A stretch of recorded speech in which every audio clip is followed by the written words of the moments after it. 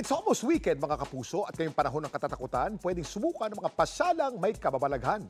Where to go para magkaroon ng spooky experience? Yan ang kwentong kalye ni JM Encinas. JM? Kuya Kim, hindi na lang mga bata ang pwedeng mag-celebrate ng Halloween dahil sa horror cafe na ito sa Parañaque City. Kakaibang Halloween ang pwedeng ma-experience. Hindi ka lang nila tatakutin, gugulatin at syempre, bubusugin. Paano kung gutom na gutom ka na?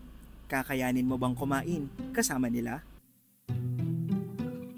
Oh, mon cœur, you're here! Sit back, relax, and I shall be with you in a moment, eh?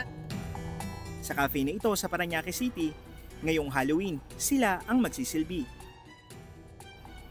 At dahil spooky week na, handog nila ang special menu sa kanilang mga customer. Bestseller ng cafe ang burger at chicken katsu meal. Pero, di ka pa rin ba sa trick or treat version nito? Madugo ang presentasyon. Ang plato, tila may matang nakatingin.